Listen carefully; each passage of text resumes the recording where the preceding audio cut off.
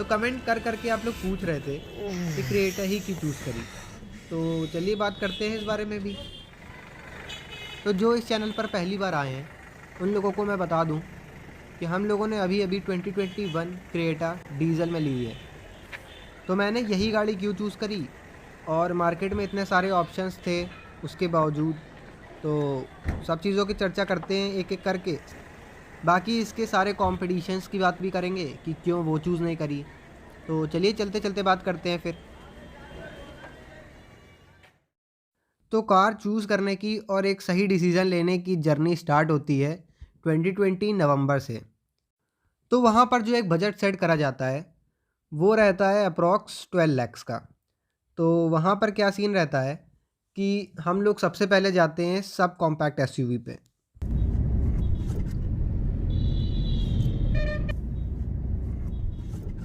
तो वहाँ पर 5 दिन के अंदर हम लोगों को फोर्ड की इको स्पोर्ट टाइटेनियम डीजल में पसंद आ जाती है। उसका अप्रॉक्स ऑन रोड प्राइस पड़ रहा होता है 11 लाख कानपुर में। काफ़ी दिन तक उसी गाड़ी के लिए बातचीत होती रही, मार्केट ने पता करा काफ़ी चीज़ों के बारे में, टेस्ट ड्राइव ली गई। उसके बाद उसमें सिर्फ एक ही दिक्कत आ रही थी कि उसके रेयर सीट में बहुत ही कम जगह थी। 3 लोगों के हिसाब से भी उसकी रेयर सीट थोड़ी सी छोटी थी, इसलिए फिर उसको कंसीडर नहीं करा। फिर उसके बाद मार्केट में थोड़ी और रिसर्च करी और ज़्यादा एक्सप्लोर करने की कोशिश करी। दूसरे सेगमेंट भी ट्राई करे, जैसे तुरंत हाल ही में i20 आई हुई है। लेकिन फिर देखा कि हैचबैक तो अभी यूज़ कर ही रहे थे, इसलिए हैचबैक पे ना ही जाए तो ज़्यादा सही है। तो उसके बाद फिर वेन्यू को भी देखा। वेन्यू से दो बेनिफिट मिल रहे थे। एक तो वो हुंडई की थी और हमारे प्राइस ब्रैकेट में भी आ रही थी।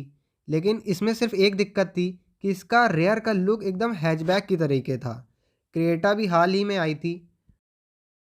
क्रेटा तो हाँ लगती थी mid size SUV, but Creta जो थी वो प्राइस ब्रैकेट में फ़िट नहीं हो रही थी। और उसका जो ई वेरिएंट फ़िट हो रहा था उसकी डिमांड इतनी ज़्यादा थी कि वो मिल ही नहीं रही थी। बहुत ज़्यादा महीने की वेटिंग थी, इतने ज़्यादा महीने की वेटिंग नहीं कर सकते थे। तो इसके लिए इसको अभी के लिए तो हटा ही दिया गया था। कुछ आइडिया नहीं था कि इस पे फिर से जाने का हो सकता है। तो बाकी हुंडई से निकल कर हम लोग पहुँचे महिंद्रा। आप लोग सोच रहे होंगे कि मारुति क्यों नहीं गए। इसके दो रीज़न थे।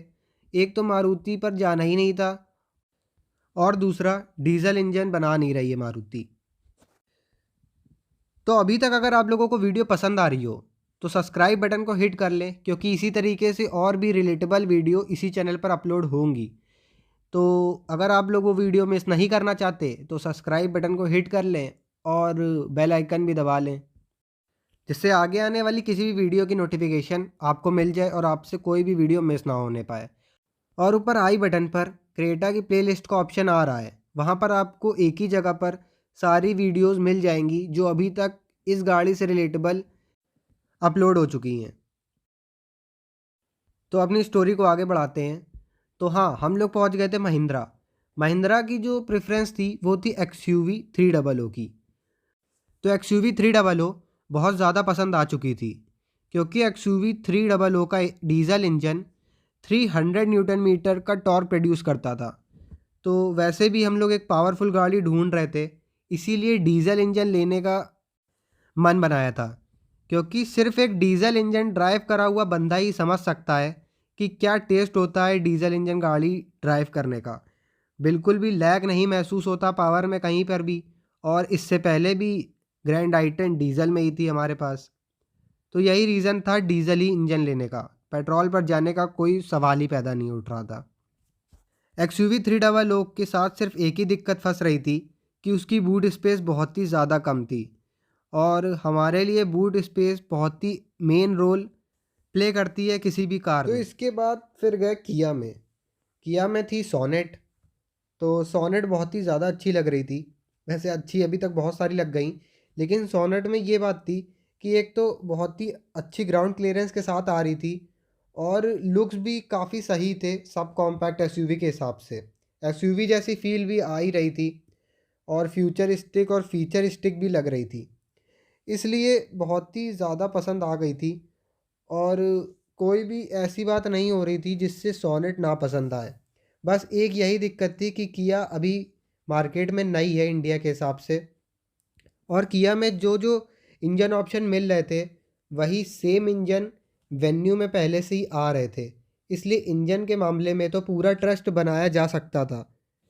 और मुझे ये चीज़ पता थी कि हुंडई और किया दोनों एक तरीके से कज़न सिस्टर्स हैं। बट दिक्कत ये फंस रही थी किया के साथ कि किया का अभी मार्केट इंडियन मार्केट के हिसाब से उतना ज़्यादा नेटवर्क नहीं था जिस हिसाब से हुंडई का था। लेकिन फिर भी बहुत ही सोच और समझने के बाद किया की सोनेट को हम लोगों ने बुक कर दिया था HTX वेरिएंट डीजल में।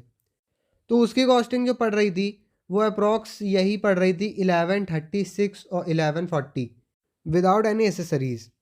इस गाड़ी के साथ भी एक जगह हम लोग कॉम्प्रोमाइज़ कर रहे थे, वो थी इसकी स्पेस के मामले में। क्योंकि वेन्यू और सोनेट दोनों सेम प्लेटफॉर्म पर बनी हैं, इसलिए वेन्यू और सोनेट की दोनों की रेयर सीट पे उतना अच्छा कंफर्ट नहीं मिल रहा था लंबे लोगों के हिसाब से। बट फिर भी बुक करा चुके थे गाड़ी काहे को छोटी लो तो उसके बाद फिर 1 से 2 दिन बाद क्रेटा और सोनेट का सडनली कंपैरिजन देखने लगे। तो कुछ चीज़ें सही में बहुत ही जेन्युइनली पॉइंट आउट हुई कि बहुत सारी चीज़ें कॉमन हैं और बहुत सारी चीज़ें क्रेटा में बेटर मिल रही हैं। वैसे सोनेट में भी बहुत सारी चीज़ें बेटर मिल रही थी, लेकिन जो चीज़ें कस्टमर टू कस्टमर वेरी करती है, जो हम लोगों के लिए बहुत ज़्यादा इम्पॉर्टेंट थी, वो थी पावर और कंफर्ट लेवल। तो दोनों ही चीज़ें क्रेटा में ज़्यादा अच्छी निकल कर आ रही थी जब कंपेयर कर रहे थे सोनेट से। नो डाउट सोनेट भी बहुत ही अच्छा प्रोडक्ट है अपने हिसाब से और बहुत ही अच्छा परफॉर्म भी कर रहा है मार्केट में। लेकिन हुंडई जहाँ पर अपने कदम जमाए बैठी है इंडिया में, वहाँ पर किया को अभी पूरी तरीके से जमानी बाकी है। तो ये सब चीज़ें सोचते हुए हुंडई के क्रेटा पर भी नज़र डाली गई।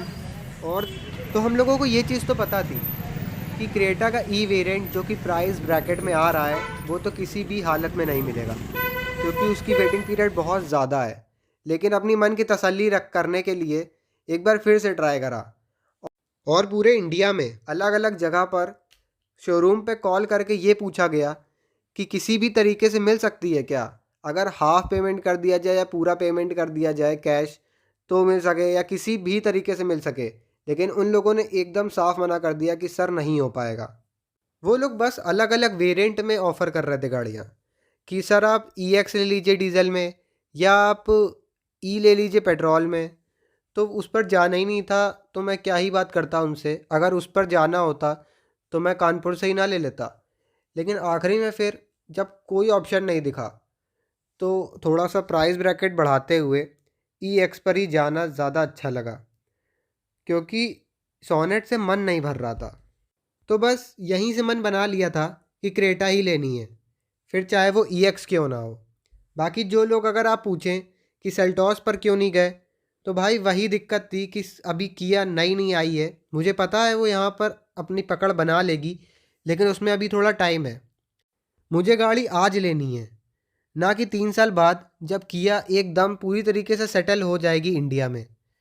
और अगर मैं 3 साल बाद की चीज़ें सोच कर अभी से वो गाड़ी ले लूँ तो क्या ही फ़ायदा होगा, क्योंकि जो आपको फ्री सर्विसेज मिल रही हैं जैसे रोड साइड असिस्ट और सर्विस वगैरह, तो 3 साल बाद आप ना उतनी केयर करेंगे, ना आपके पास वो गाड़ी होगी और ना आपके पास ये फ्री सर्विसेज मिलेंगी 3 साल बाद। क्योंकि गाड़ी आप आज की डेट पर ले रहे हैं 2021 में, ना कि 2025 या 2024 में। बाकी क्रिएटा के EX वेरिएंट के लिए 12 लाख से बढ़ाकर प्राइस ब्रैकेट पहुंचाना पड़ा 14 लाख के करीबन। और उसके बाद इस पर कुछ मॉडिफिकेशन भी कराई गई हैं आफ्टर मार्केट, जिस पे इन्फिनिटी का सिस्टम वगैरह वगैरह लगवाया गया है। तो अगर आप लोग कमेंट करेंगे तो उसके बारे में भी वीडियो मैं बना दूंगा और वो वीडियो भी इसी चैनल पर आएगा। इसलिए सब्सक्राइब करना तो एकदम ज़रूरी है, क्योंकि बिना सब्सक्राइब करे आपको किसी भी नोटिफिकेशन या नई वीडियो की इन्फॉर्मेशन नहीं आएगी।